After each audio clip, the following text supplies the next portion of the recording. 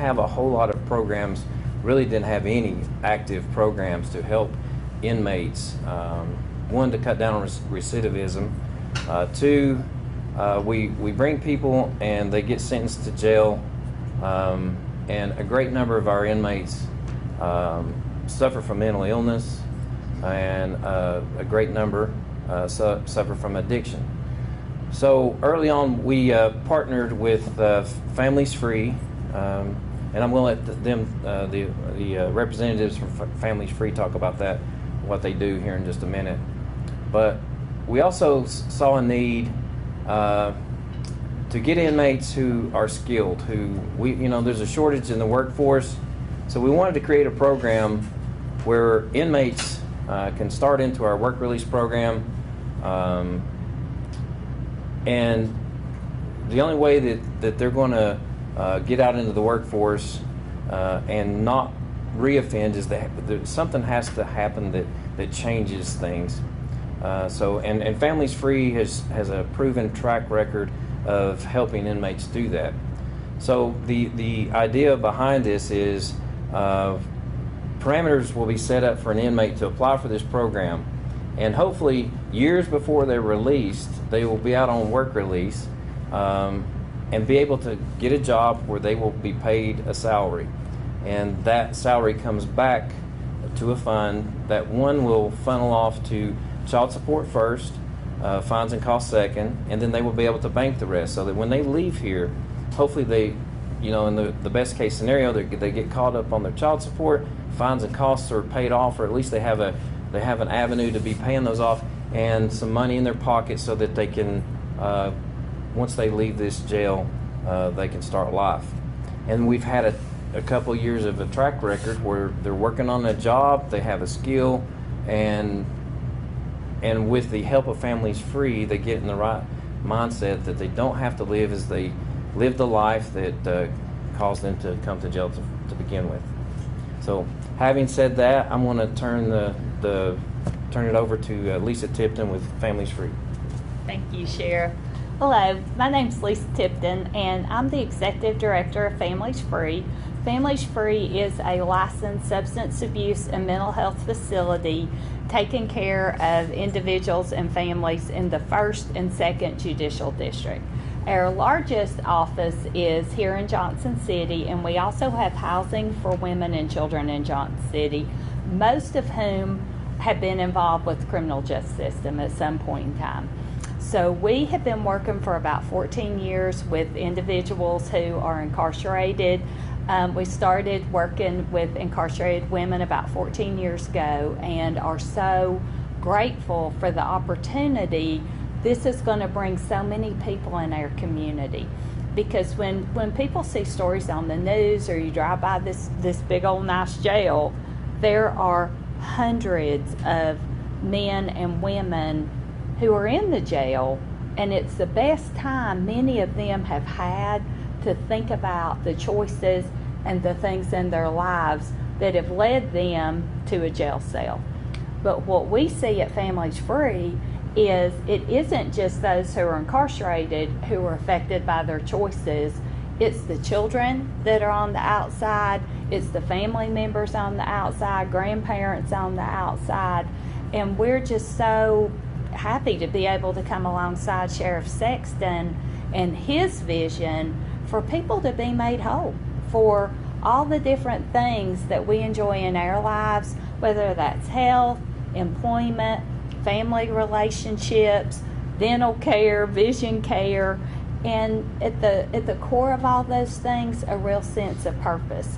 So this grant began, I feel like, with the vision Governor Lee's administration has had. I was appointed to the Criminal Justice Reform Task Force in 2019 and had the opportunity to be a part of some real visionary conversations and plans, and that's where these OCJP grants began. And there is a grant similar to this in Johnson County and also in Sullivan County. So Washington County's grant is coming right in line with a regional effort to bring this kind of help to people here in the state of Tennessee. And as Sheriff Sexton said, it's a $2 million grant. There is so much good that can be done in our community, and this grant begins with people on the inside of this jail, but then it follows them when they leave this jail. So the workforce development that Sheriff Sexton referenced, all those things, Families Free will continue to support the individuals who begin this work and this journey inside the jail on the outside, have support to wrap around their family, and we believe that this is going to be part of changing what our whole region looks like, and that the jail can actually be a point of entry into a path of a totally restored life and family, and we're glad to be a part of it. Having said that, we'll take any questions you might have.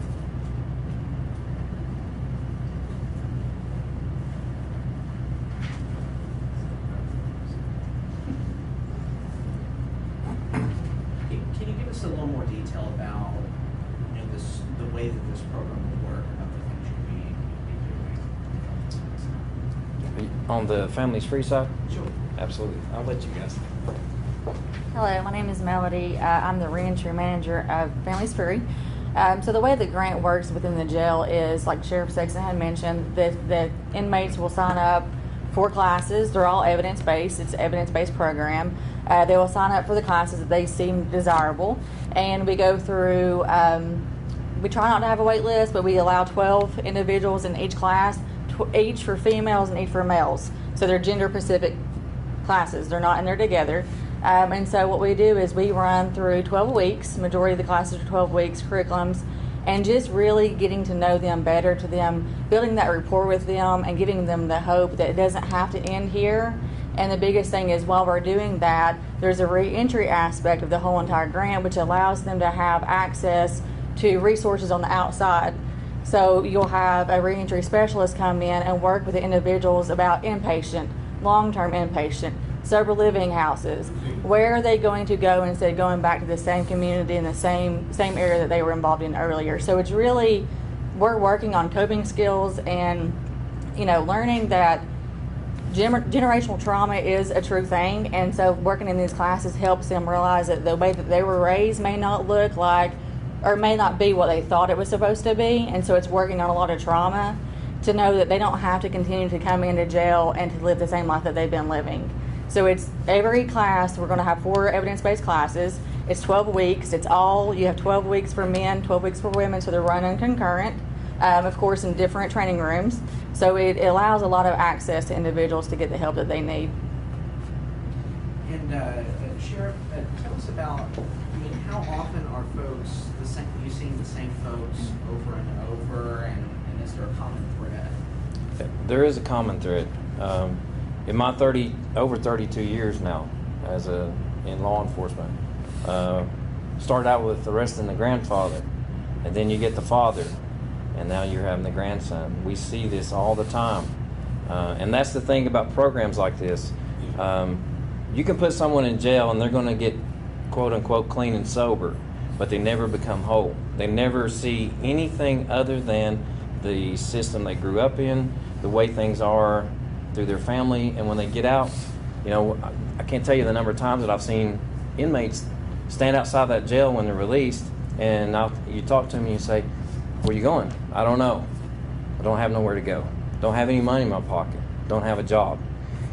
And part of the reason that we wanted to connect this to the work release program is there's a shortage in the workforce, and I've spoke to several people who own businesses now, and I said, "Hey, if we could provide you with and they'll joke with me, they'll say, "Well, we can't find any help. You got any inmates you could send us?" And that became the joke. So I got to thinking about it, and I said, well, if we could ever develop a program where we could bring inmates into the workforce, would you be interested? And I had one man that owns a local construction business tell me, he said, "Keith," he said, "if you could do that, I'd hire 20 today if they could just carry a 2x4. So that got me thinking. One, if for decades, I believe, just like a lot of people do, is you throw people in jail and you don't let them have any privileges, and you make them do their hard time, so to speak. Well, that's not worked. It hasn't worked. anything we can do to change and break the cycle, I believe we should do. It's just like Lisa said, when a person commits an offense and they're sentenced to jail, you have the victim of the crime, but you also have the family who becomes a victim, the children of these men and women who come to jail. They didn't ask to go live with their grandparents or potentially be placed in foster care. So anything that we can do to break this cycle, I think we should do. I think we have a moral obligation to do, and that's a lot of the thinking behind this program. Is there a program that would also be in place at some point for the families of the inmates? They'll have to adjust to things as well. Is there a type of program that would help families also? Yes, and that is the beauty of the way this grant is written. One of the components of this grant is it does pay for some infrastructure in the jail, because there has to be a guard get the people, bring them to the classes, bring them to the rooms where they'll have an alcohol and drug assessment, have a mental health assessment, have a re-entry assessment. And the re-entry assessment hits all those domains that they'll be affected on the outside. And if they want engagement with their family, that's what Families Free does now.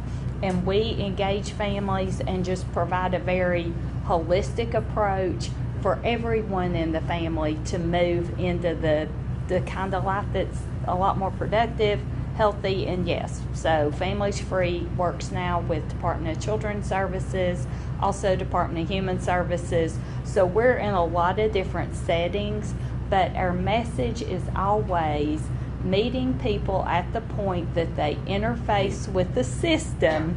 And there's hundreds of them in this jail that interface with the system, and providing what the individual needs and wrapping that around everyone in their family. So we really, as a community, meet people where they are and give them the resources to be who they were created to be. Are there any eligibility requirements that inmates have to meet to participate? There are eligibility requirements. Some of those we're actually in the process of determining. You take the work release program. Some work release programs you have to be sentenced to very short periods of time. I like the idea of stretching it out as far as we can, because if we can get an inmate into a program like this where they spend years, because part of the program, they're drug tested. They have to complete the Families Free part of it. They have to get good reports from their employers. The longer that we can have them here and get them into the cycle of seeing that they don't have to live like they used to, I think that the workforce benefits from that. It's not any money out of the Washington County taxpayers' pocket. This is funded by the grant from the state. And at the same time, when you get an inmate who wants to be a part of this and becomes a productive part of the program, he's not sitting in here trying to figure out ways to bring in drugs or learning how to be a bigger, better criminal. It says the funding is for 3 years to implement the programs. After those 3 years, what is the plan? Will you reapply for the grant? Or how does that work? Of course, if the grant's there, we'll reapply for it. If not, we'll have to cross that bridge and to research alternate ways to fund the program. The good thing is this is evidence-based programming. So through this entire 3 years, we're going to be showing evidence that this works. And routinely, when something works, we don't quit it.